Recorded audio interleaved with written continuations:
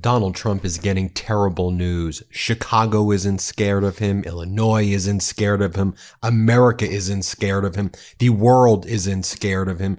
People are standing up to him, calling his bluff, and we're seeing how weak and pathetic he is and how weak and pathetic his entire ilk are. The MAGA Republicans who tried to call the Democrats bluff by Trump and these MAGA Republicans shutting down the government who tried to rip away the health care of tens of millions of Americans. They thought Democrats would cave again in the House and the Senate, but Democrats are standing up and fighting. And when the MAGA Republicans try to pull those stunts, right, what did we see yesterday? Mike Lawler, MAGA Republican from New York, tried to get in Hakeem Jeffries' face. As Leader Jeffries said, he thought he was going to get Beltway Jeffries. He got Brooklyn Jeffries. And Jeffries, to his credit, got into Lawler's face, said, why don't you go back to your daddy, Donald Trump? Why don't you go back to your boss and tell him we, the Democrats, are fighting for people's health care? Then there was another moment where MAGA Mike Johnson tried to get into the faces of Arizona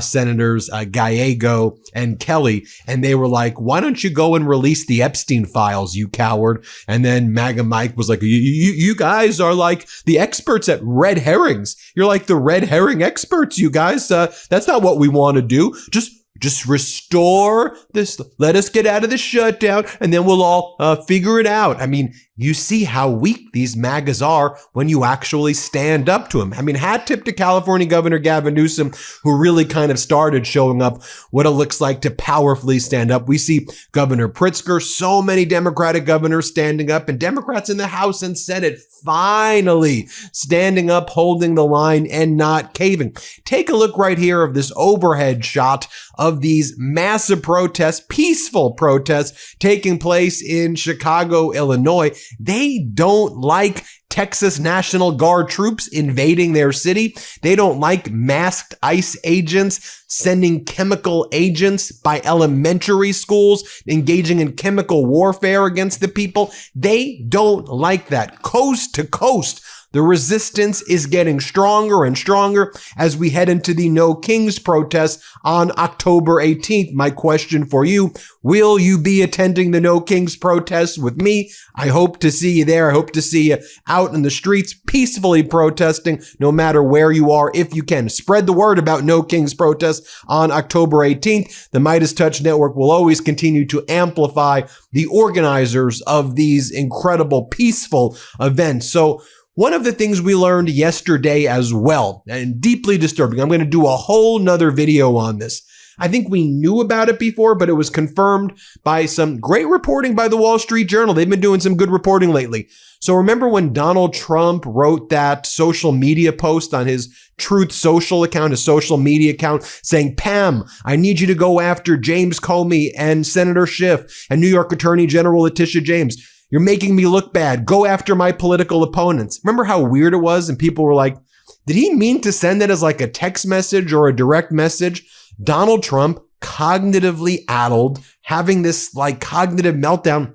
He thought that that was being sent via a direct message to Pam Bondi. Apparently, Donald Trump, surprise, surprise, unlawfully communicates with his cabinet members on confidential issues using Truth Social. I believe Democrats need to subpoena that Truth Social account when Democrats take over the House of Representatives, because that's not subject to executive privilege. Private account, private social media. What's the claim? He uses it for campaigning. It's private in nature. Let's get those messages. It's interesting, right? Bullseye on those messages in terms of discovery. So Donald Trump thought he was sending a direct message to Pam Bondi, the Wall Street Journal reports. Bondi was pissed because it exposed her when that was published, and she was all upset. So then Donald Trump had to then make a post to pretend that he meant to post that publicly. And then Donald Trump says, great job, Pam Bondi. As Dan Pfeiffer, our friend, writes, I know everyone on this site cares passionately about the information security habits of top government officials, but the President of the United States communicating with his cabinet via Truth Social direct message is both insane and a violation of the Presidential Records Act. but I would also say that it is reflective of information that is absolutely discoverable. That's for sure. All right. Now, in Virginia yesterday, speaking of James Comey, who Donald Trump says, you need to indict my political opponent, James Comey, the former FBI director is Trump's political opponent in Trump's mind.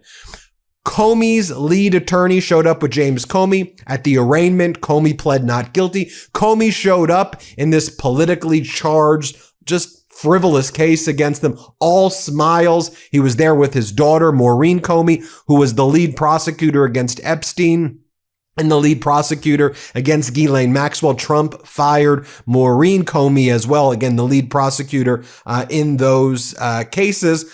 And one of the things that the attorney, Patrick Fitzgerald, who represents Comey, told the judge is, we've read this indictment and it references that James Comey purportedly directed person 1 and person 3 to go and speak with the press. Well, we don't know who person 1 and person 3 is, because the people who we know about, McCabe and this guy Cunningham, those are the only two people it could possibly be.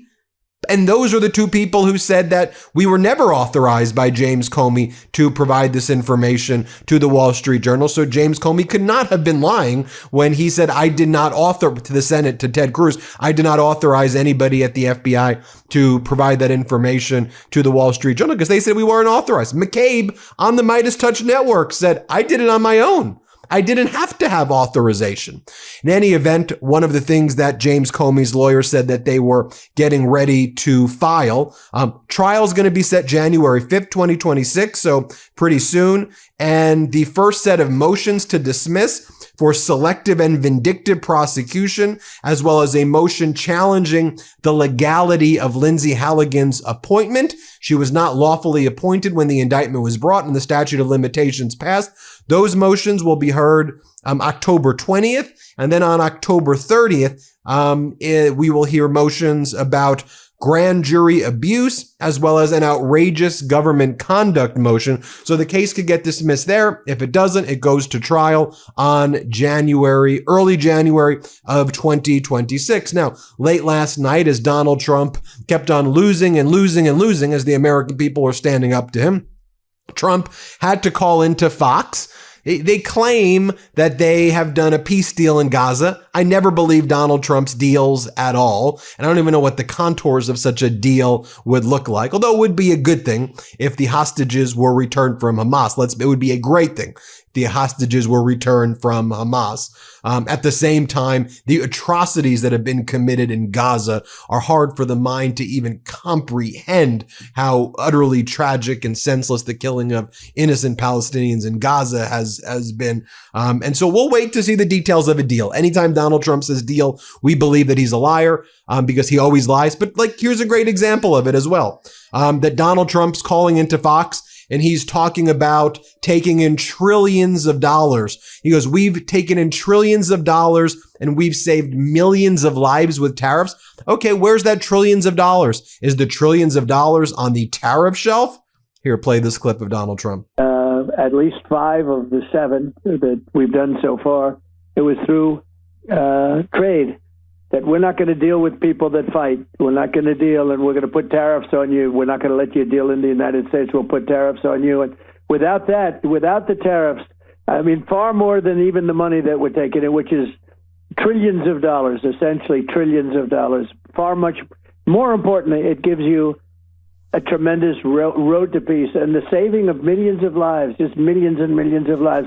You look at India and Pakistan. I said, well, we're not going to do business with either of you if you don't put it together. And then in the next clip, he goes from saying we took in trillions to now he says we took in billions. And then he attacks, like he always does, former President Biden and former President Obama. Here, play this clip. In the meantime, we're making deals with Japan, with South Korea. We're taking in hundreds of billions of dollars like we've never done before. And we're making friends, frankly. They respect us again. We're like a respected country again.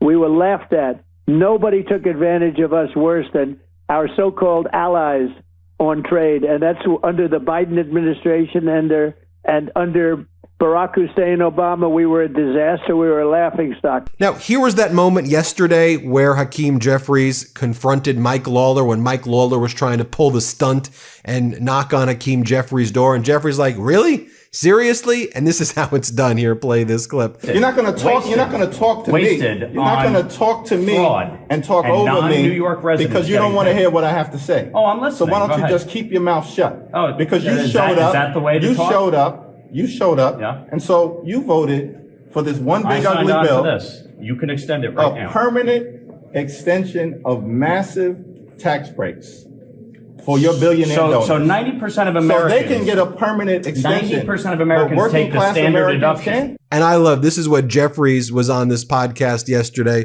with JoJo Jers, Brooklyn Dad, and some others. And he was like, they thought they were getting Beltway Jeffries. They got Brooklyn Jeffries. Here, play this clip. And I hear that Mike Lawler, who's a complete and total fraud, is waiting outside to step to me. I think some on my team would have probably preferred that I just ignore him. But I'm like, you know what? I'm not the one. Don't come for me unless I send for you. And I did not send for this malignant clown. I think he thought he was confronting Beltway Hakeem, but he saw Brooklyn Hakeem. And finally, we see MAGA Mike Johnson just flailing, looks nervous, looked panicked. MAGA messaging all over the place on the shutdown. They blamed immigrants. They blamed transgender people in Peru.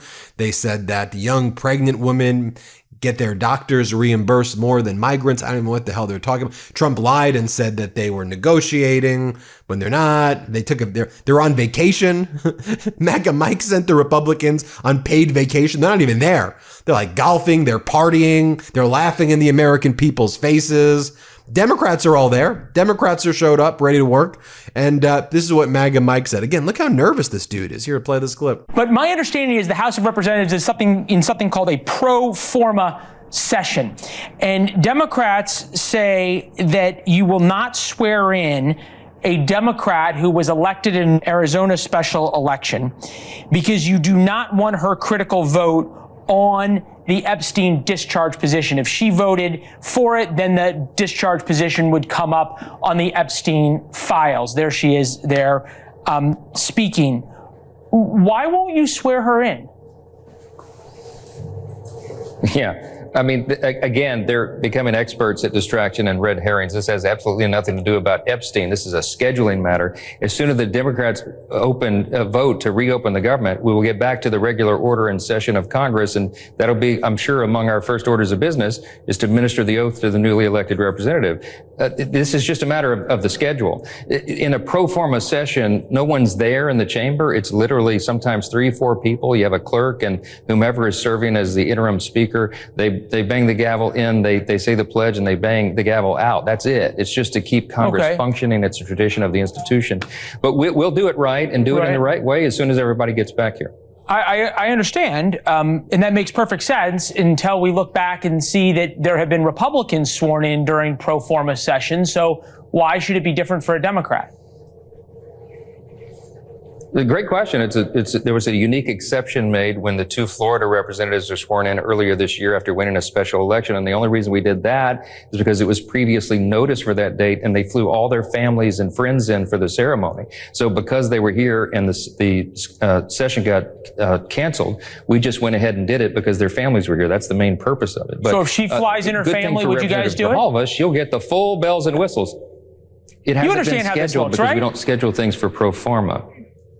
No, but they're trying to make an issue out of nothing. I've looked forward to welcoming her. She's congratulated for having won her father's seat. He served a long time. She'll have a great career. But, again, these are distractions. We have to get the government open so that we can get all these regular processes working again. That's all this is. There you have it, folks. Let me know what you think. Hit subscribe. Let's get to 6 million. And thanks so much for watching. Thanks for watching. Be sure to add the MeidasTouch podcast on Apple Podcasts, Spotify, or wherever you get your podcasts for new updates every single day.